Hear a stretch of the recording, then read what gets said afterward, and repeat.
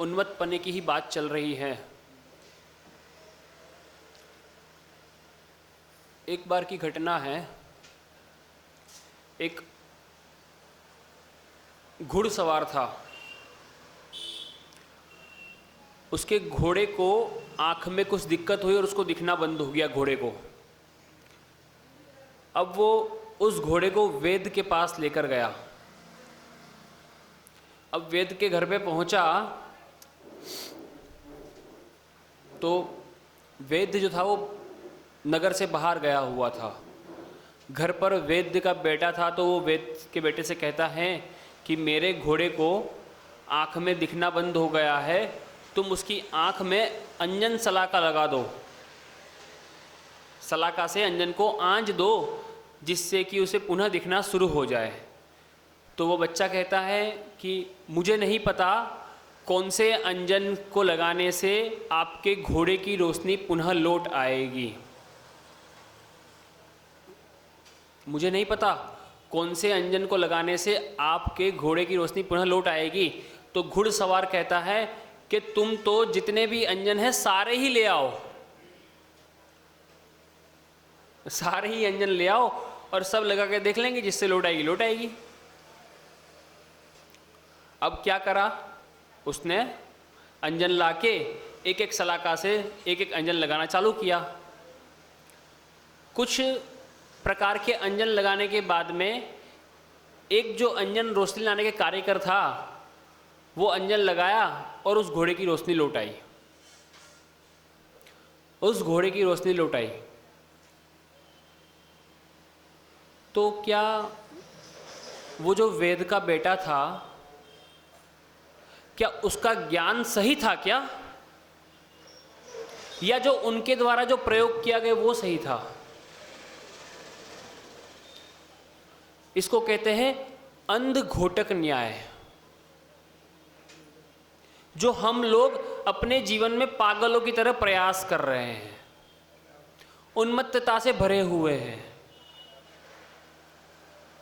क्यों आपको अंध घोटक न्याय इसलिए कहा, क्योंकि आप लोग जब एक चीज से आपको सुख की प्राप्ति नहीं होती, एक भोग से एक विशेष सुख की प्राप्ति नहीं होती, आप क्या कहते हैं?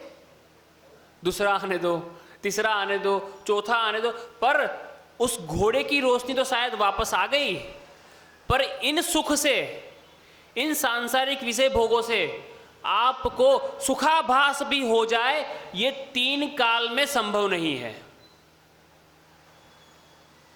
इन विषय भोगों के माध्यम से उन्मत्तपना उसमें भी था, घोड़े के मालिक में भी था, कि वहां पर वो पागल सा हो गया कि मेरे घोड़े की रोशनी चली गई, किसी भी प्रकार से तू वापस ले आ। और उन्मत्तपना आप में भी है कि आप लोग बार बार पानी के अंदर मथानी डाल के सोचते हो कि मैं तो पानी को मथ के ही उसमें से नवनीत निकाल कर रहूंगा। हमारे जैन आगमों में कहीं पर भी समुद्र मंथन का किस्सा नहीं मिलता कि समुद्र को मथने से रत्नों की प्राप्ति हो जाए, अमृत की प्राप्ति हो जाए, क्योंकि जो संभव ही नहीं है कैसे हो सकता है। पर आप लोग इस चीज को स्वीकार करने को तैयार नहीं है कि नियम, संयम और त्याग के मार्ग के अलावा कोई मोक्ष मार्ग नहीं है। पहले सूत्र में आचार्य स्वामी ने कहा, उमा स्वामी ने कह दिया कि सम्यक दर्शन ज्ञान चारित्राणी मोक्ष मार्ग, पर अभी भी आप लोगों के दिमाग में कहीं पर भी सेट नहीं है कि तीनों की एकता ही मोक्ष मार्ग है। आप लोगों के दिमाग में एक ही चीज सेट है कि सम्यक दर्शन हो जाएगा और सम्यक ज्ञान हो जाएगा तो मोक्ष मार्ग शुरू हो जाएगा, पर ये 3 काल में संभव नहीं है। तीनों की एकता के बिना मोक्ष मार्ग शुरू हो ही नहीं सकता, मोक्ष मार्ग शुरू हो ही नहीं सकता। मैं ये नहीं कहूंगा कि हो भी नहीं सकता, हो ही नहीं सकता।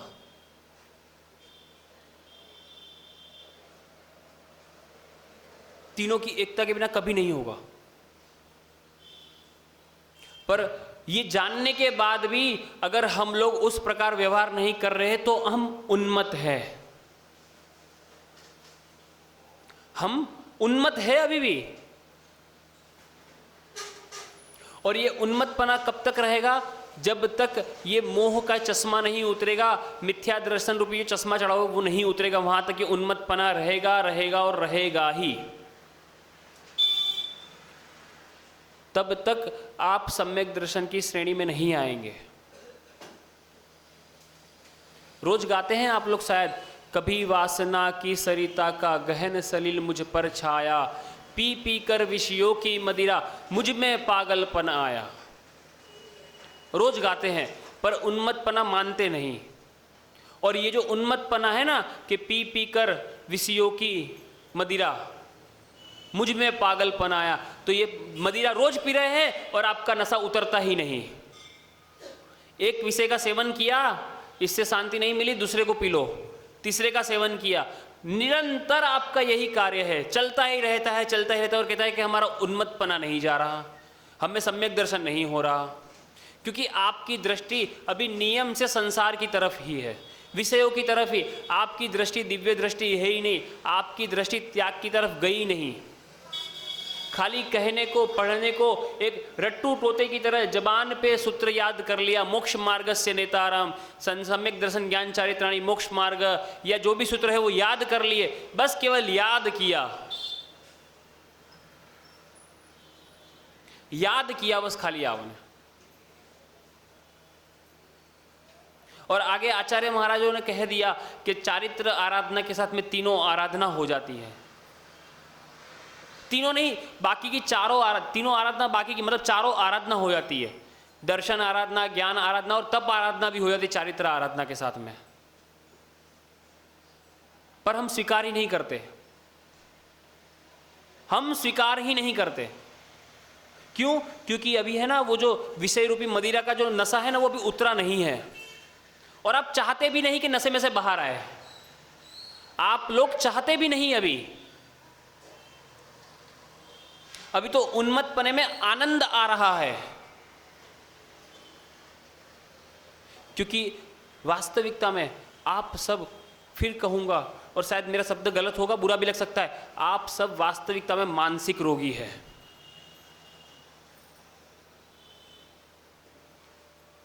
मानसिक रोगी है।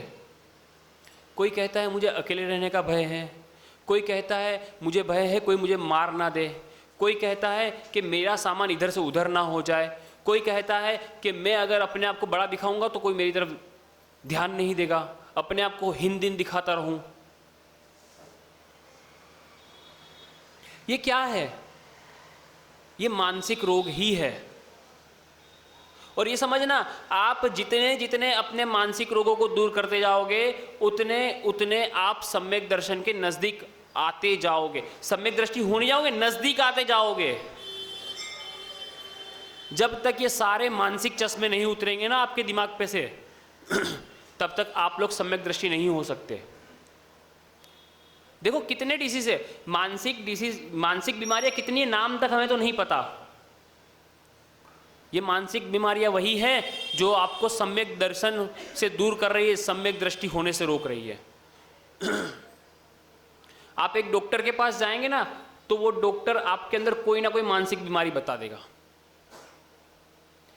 एक उदाहरण भी मिलता है, एक बार एक पागल खाने के अंदर एक रिपोर्टर पहुंचा, प्रेस रिपोर्टर, तो उसने बोला कि आप बीमारों को कैसे पहचानते हो?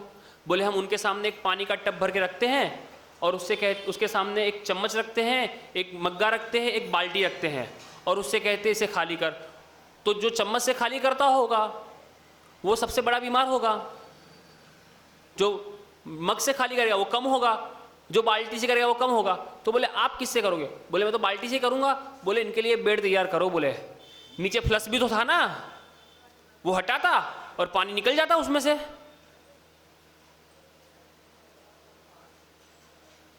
तो आप स्वीकार करें या ना करें, मुझे कह सकते हैं महाराज जी आप गलत करें, पर आप सभी लोग वास्तविकता में मानसिक बीमार है, और ये मानसिक बीमारी आपको सम्यक दृष्टि होने से रोक रही है। और आपका ये कहना कि सम्यक दर्शन में चलमल अगाड़ दोष लगते रहते इसलिए लग रहे हैं, नॉट एक्सेप्टेड। लगते रहते नहीं, किदित कदाचित लग जाता है, जानबूझ के नहीं लगाता। और जानबूझ के लगा रहा है मतलब वो गलती नहीं, गुनाह है। वो सम्यक दृष्टि नहीं है। फिर हमें विचार करना होगा कि हम क्यों इतने उन्मत्तता में बहते जा रहे हैं, क्यों बहते जा रहे हैं। ध्यान ही नहीं है हमारा, बस आनंद आ रहा है, दिनहीन बन के आनंद आ रहा है, डर के आनंद आ रहा है, पागलपना करके आनंद आ रहा है, बेवकूफिया करके आनंद आ रहा है। क्यों? क्योंकि अभी उसी में आनंद मान लिया है, वास्तविक आनंद को स्वीकार करने का प्रयास ही नहीं किया।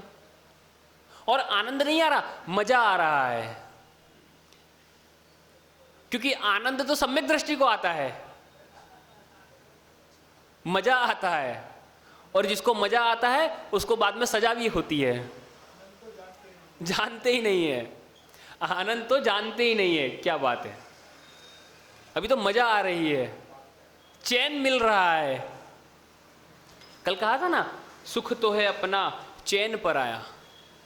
तो चैन मिल रहा है बाहर बाहर से, आनंद यानी कि सुख तो अंदर से आ ही नहीं रहा है। देखें ना आप लोग ही, बच्चों के मन में भी आप बचपन से ये भय भरते हैं, अकेला नहीं रहना, अकेला नहीं जाना, ये नहीं करना, वो नहीं करना, ऐसा नहीं करना, वैसा नहीं करना। क्या बात है भैया, क्यों ऐसा? आप तो उन्मत्त हैं, साथ में बच्चे को भी उन्मत्त बना रहे हैं। एक फोबिया भर जाता है, वो छिपकली बहुत खतरनाक है। अरे भैया वो इतनी छिपकली क्या कर लेगी? फोबिया भर दिया जाता है। ये पागलपन तो है, उन्मत्तता तो है, और क्या है ये? जो है नहीं वास्तविकता वो दिखा रहे हैं। भूत ले जाएगा पकड़ के। अरे कहां से आएगा भूत भैया? ये उन्मत्तता तो है, और क्या है? उन्मत्तता और किस किस प्रकार से कहूं? नहीं है ना, उन्मत्तता पर किस किस प्रकार से कहूं मैं? उन्मत्तता किस किस प्रकार से बताऊं मैं आपको आपकी? आप तो ये समझिए कि जो जो कर रहे हैं, ये समझिए कि आप अगर किसी के मोह में गिरते जा रहे हैं तो वो भी उन्मत्तता है। क्योंकि आप ये नहीं समझ रहे कि आप उस व्यक्ति के यानी कि उस जीव से मोह में नहीं पड़ रहे, आप उसके शरीर से जो वर्तमान पर्याय है उससे मोह में पड़ रहे हैं। क्यों? क्योंकि अभी शायद आयु का जो समय है समाप्त हो जाए और उसका देह परिवर्तन हो जाए, तो आप उसके शरीर से लिपट के रोएंगे। आप उसके शरीर से लिपट के रोएंगे, और उसने आपके बगल में ही बच्चा बन के जन्म ले लिया, तो आप उसको पहचान नहीं पाएंगे कि ये वही जीव है जिसने जन्म ले लिया है। तो ये क्या है? उन्मत्तता तो है। और आचार्य तो कह के थक गए कि मोह है न समृतम ज्ञानम। मोह को तो मदिरा कह दी, विषय रूपी मोह की मदिरा पी पी के बस पागलपन आया जा रहा है और नशा उतर ही नहीं रहा है। शायद वो जो शराब पीता है उसका नशा रात को चढ़ के सुबह तो उतर जाता है, पर आपके मोह का नशा कब से चला आ रहा है, अब पता नहीं कब उतरेगा। या आप उसको उतारने का, वो नशा उतारने का प्रयास करने की आवश्यकता नहीं, वो कुछ समय बाद स्वयं उतर जाएगा। पर ये नशा आप प्रयास नहीं करोगे तो कभी नहीं उतरेगा। 3 काल में नहीं उतरेगा अगर आप प्रयास नहीं करोगे तो। वहां तो आपके पास दूसरे रास्ते हैं बहुत सारे, वो नशा उतारने के लिए, शराब का नशा उतारने के लिए, कोदो का नशा उतारने के लिए, अफीम का नशा उतारने के लिए। पर इस नशे को उतारने के लिए आपको स्वयं पुरुषार्थ, आंतरिक पुरुषार्थ करना हो पड़ेगा। बाहर से कोई पुरुषार्थ नहीं है उसका। इस उन्मत्तता को स्वयं स्वयं स्वयं ही कम करना पड़ेगा। कोई आपकी सहायता नहीं कर सकता इस उन्मत्तता को हटाने के लिए, क्योंकि ये आपके स्वयं अंदर से ग्रहण की हुई है, और वो बाहर से ग्रहण की थी तो उसको बाहरी उपचार चल जाएगा। पर जो अंदर से चली आ रही है, ग्रहण करते जा रहे हैं आंतरिक रूप से, उसको आंतरिक दवाई के माध्यम से ही उपचार करना पड़ेगा। इसका और कोई रास्ता नहीं, कोई रास्ता नहीं, कोई रास्ता नहीं। आप स्वीकार करें या ना करें। और फिर कह रहा हूं, हम सब, आप लोग भी और हम अपनी बात भी कर रहे हैं, हम कुछ हद तक, और आप लोग जब तक स्वीकार नहीं करेंगे वहां तक पूरी हद तक मानसिक रोगी है। और ये जो रोग है ये प्रतिकार करने से कभी नहीं जाएगा, इसको स्वीकार करके फिर इसको जड़ से इसको खत्म करना पड़ेगा। कोई जानवर को उत्पात करता है तो कैसे करते हैं, जो गाय दुहने वाला तो वो क्या करता है, उसके पैर बांध देता है, उसके पीछे के पैर बांध दिए, अब वो शांत हो जाएगी। आप लोग जड़ पकड़ने का प्रयास नहीं करते, और अगर इस उन्मत्तता रूप बीमारी को हटाना है तो आपको उसकी जड़ को पकड़ना होगा, और उसकी जड़ मोह है। आपके संसार की जड़ जो है ना, ये उन्मत्तता यानी कि मोह है। आपको मोह को ही पकड़ना पड़ेगा। जब तक आप उसकी जड़ को नहीं पकड़ोगे ना, वहां तक ये रोग आपका मिटने वाला नहीं, ये पागलपन जाने वाला नहीं, ये निश्चित है। जड़ पकड़ लो, रोग साफ। किसी को रोग हो गया तो क्या करते हैं, डॉक्टर से बोलते हैं रोग की जड़ पकड़ लेगा तो रोग साफ हो गया। जड़ पकड़ में नहीं आ रही, इसकी जड़ पकड़ में नहीं आ रही, तभी तो इसका इलाज नहीं हो रहा ना। तो रोग की जड़ पकड़ लो। रोग की जड़ क्या है, मोह है आपका। संसार रूपी जो रोग है उसकी जड़ क्या है, मोह है। तो मोह को पकड़ लो, उसको मोह को पकड़ के दूर करो तो आपका संसार रूपी रोग खत्म हो जाएगा, उन्मत्तता खत्म हो जाएगी, भटकने के कारण खत्म हो जाएंगे। तो हमें सबको स्वीकार करके उस मोह को पकड़ के अपने संसार रूपी रोग को दूर करना है। तभी ये उन्मत्तता जाएगी, तभी ये बीमारी आएगी और संसार छूटेगा। वरना भटकते रहे हैं, भटकते ही रहेंगे। ठीक है ना। इन्हीं विचारों के साथ में अपनी वाणी को विवरण देता हूँ और